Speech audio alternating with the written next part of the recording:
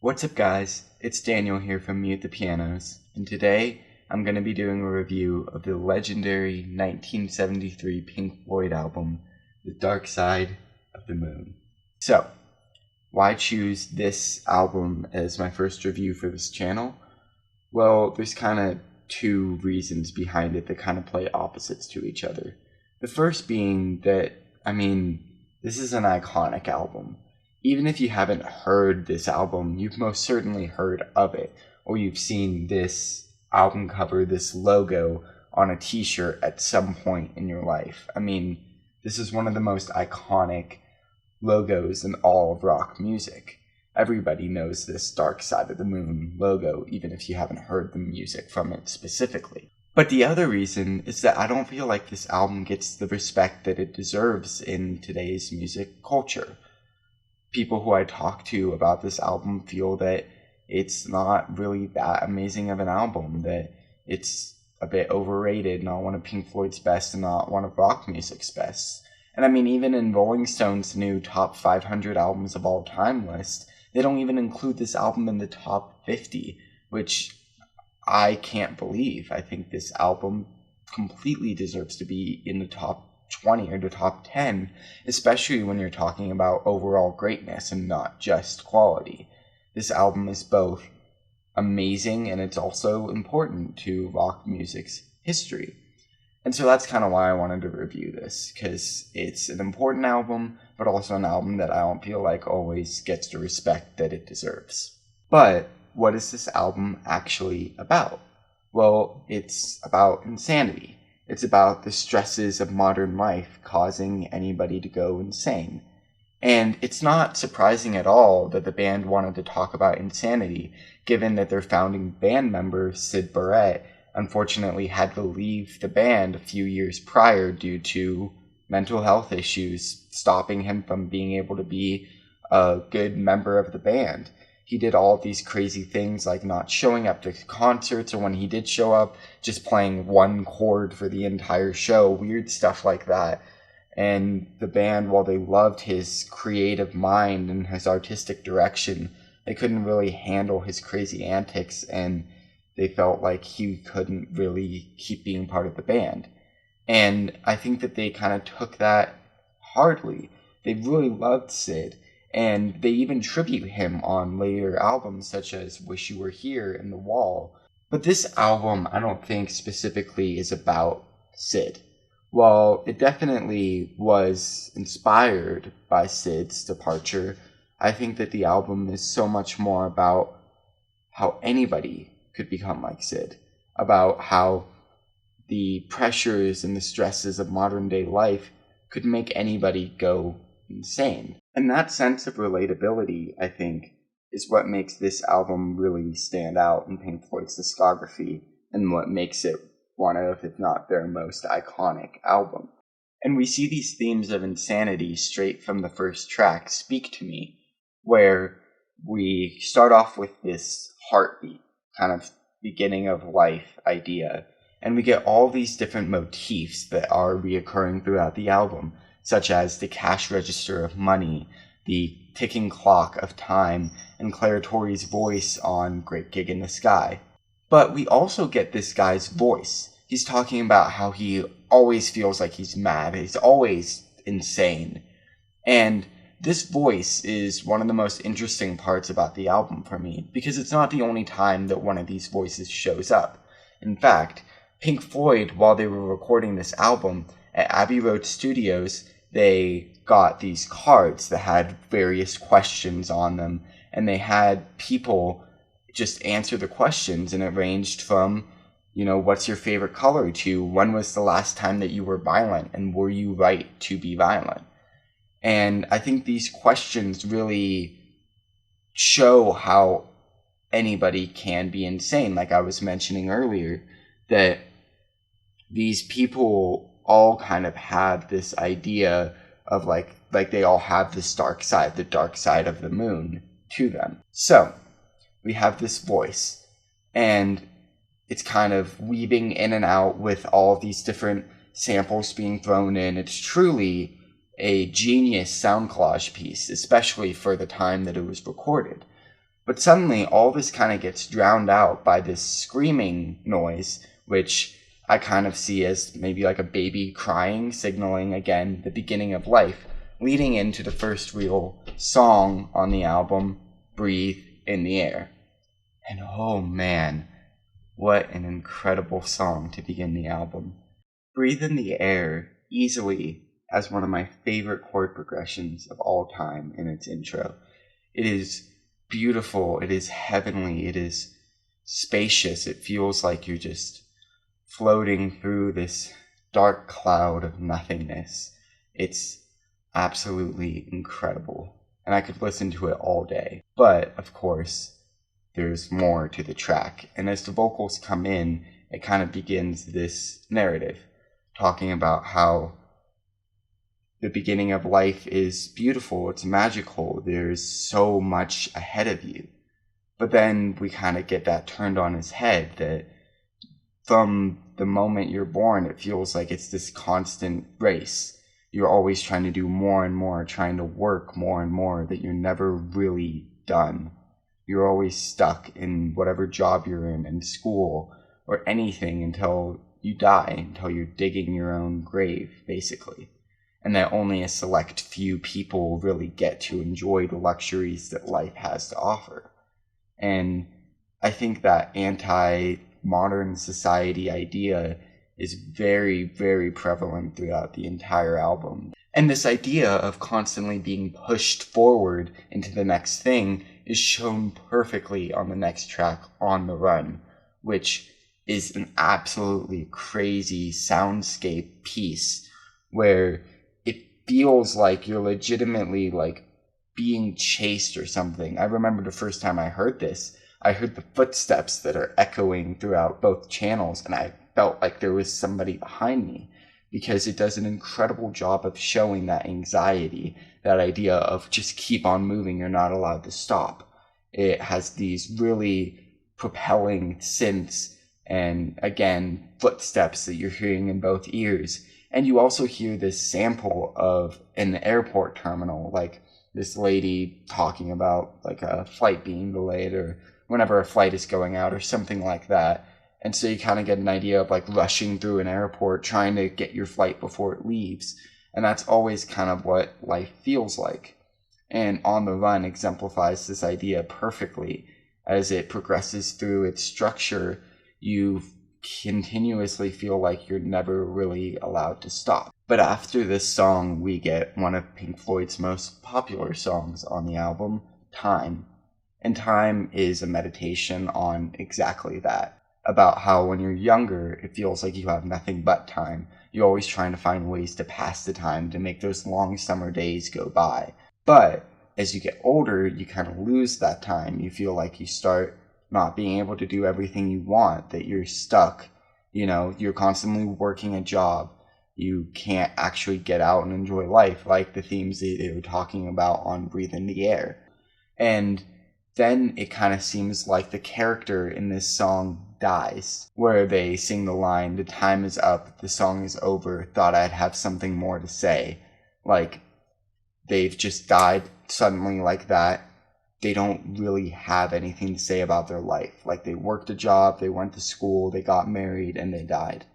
They were hoping to have some kind of wisdom, some kind of great legacy to bring on to the next generation, their kids, but they're just kind of left dead. And that death transitions to the next song, Great Gig in the Sky, which is an amazing meditation on death. It starts off with these super somber piano keys played by Richard Wright that, oh my gosh, just perfectly show that somberness. It feels like a funeral march or something like that. But then suddenly the drums kick in and Claire Torrey comes in with one of the best vocal performances I have ever heard in my life. It is absolutely incredible. She's not saying any words, but really she's saying so much with this vocalization. It encapsulates the idea of death and this epicness of finality in a way that you can't really explain through words. And I can't really explain in this review and do justice to. You just have to listen to it. But it's an absolutely incredible moment on the album that blows me away every single time I hear it. And as Claire Torry's vocals die down and the piano keys come back, you're wondering, where could Pink Floyd go next? Like, this song almost feels like an epic finale, you know? It feels like a meditation on death. Why isn't this the last song on the album? And that's because, in my opinion, this is the last song on the first half of the album. It kind of represents the split between the first half and the second half. And this is really exemplified perfectly by the next track on the album, Money. And Money is kind of the polar opposite of Great Gig in the Sky. Great Gig in the Sky is epic, it's amazing, it's beautiful, it's powerful. And Money is kind of ugly. It shows this idea of money being used for power, money being the thing that's most important in our society today. And I think that Pink Floyd do a really good job of showing just how much that's corrupted our society. And the funny thing about Money is that it became the biggest song on this album. Pink Floyd were kind of bashing this idea of money, and then this was the song that made them the most money. But despite that sense of irony, I still think that this song is really amazing in how it conveys its message. And it still stands as a great work of art within this album. And I think that's kind of what the entire second half of this album is about. It's about the terrible parts of our modern day society. Like on the next track, Us and Them, which might be my favorite song on the whole album, which is saying a lot. Like, Us and Them is an amazing look at how war allows us to dehumanize people, to look at things through an us and them kind of lens, even though we are all human. That it's so easy when you're told, okay, these are the bad guys, these are the people you need to kill, that you're like, okay, that's just what I gotta do. These people aren't real to us, they're subhuman in a way, even though that's not true at all. And this dichotomy is shown in all sorts of ways throughout the song, with us and them, and up and down, and you and me. And the organs in this song as well, I think, are a fantastic touch. It really gives the piece this spacious, this, again, sort of somber, but sort of meditative look at war. And it's also the longest song on the album, at over 7 minutes long. And it does its runtime perfect justice. And after Us and Them, we get kind of a strange instrumental track with Any Color You Like, which this is the song that I think has always kind of confused me within the context of the album. But I've kind of come to realize that it's about the illusion of control. The title seems kind of sarcastic in a way. Oh, you can have any color you like. Like, it's saying that you have this control, and really you're kind of forced to live the life that you have to live. Yeah, you do have the choice to not work, the choice to just work the job that you want to. But in reality, most of the time you're kind of forced into whatever makes money, whatever allows you to get by in life. If you want to not dehumanize people, in a lot of ways, that's impossible if you want to live. And that's a really hard concept to come to terms with. And instrumentally, I think that this song is fantastic as well. The Any Color You Like idea is displayed kind of perfectly through the guitar solos on this, which are, as the title indicates, extremely colorful.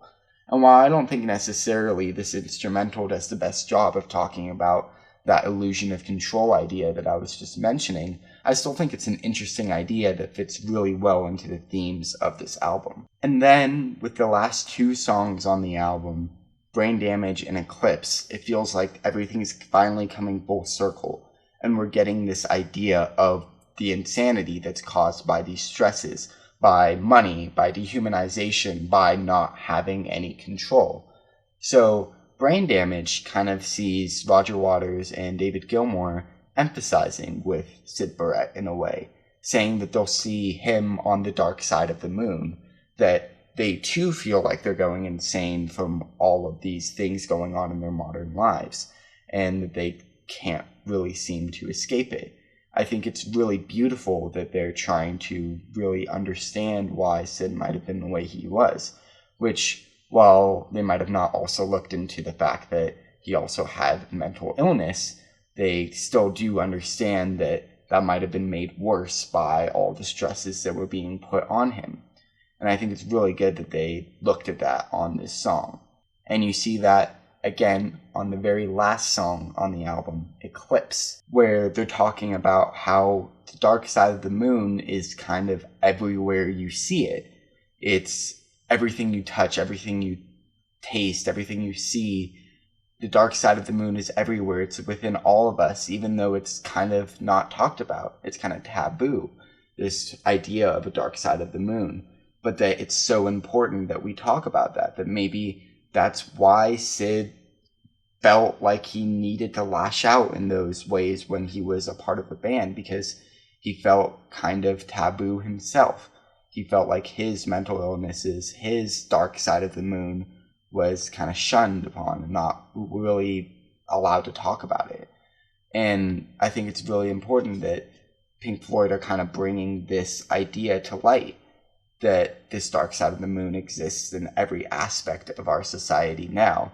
And I don't know if they really think that that's a problem with our modern society or that's just the way that humanity is. But either way, it's important that that's not something that's ignored. And then, as the album is finishing, we get this really interesting vocal snippet, just like at the beginning of the album, where the guy says, "There actually is no dark side of the moon, it's all dark." Which, while that is technically true in a scientific sense, it's also philosophically a really dark thing to think about. I mean, the idea that the dark side of the moon is just within all of us and that it is us, that there's no light side of the moon, that we are dark. Maybe the idea that humans from birth naturally are dark and that the sun is just what lights us up. Maybe nature and the good in the world is what lights us up, even though we are naturally dark, is a really interesting and haunting idea to take away from this album, and it ends the album perfectly. And after this vocal snippet, we get the heartbeat again, which began the album, creating kind of a perfect loop throughout the entirety of the album. So that right there is Dark Side of the Moon, kind of talking about how time, how money, how dehumanization, how control can make us go insane, how we feel like we're just a fleeting moment in this huge world, and that you kind of gotta try and make the most of it that you can, but that there is a dark side to everything. And I think that all of those ideas are super integral to the human experience, and Pink Floyd really tapped into that on an incredible way on this album. And I don't think that really gets talked about enough, that this album really captures what it feels like to be human.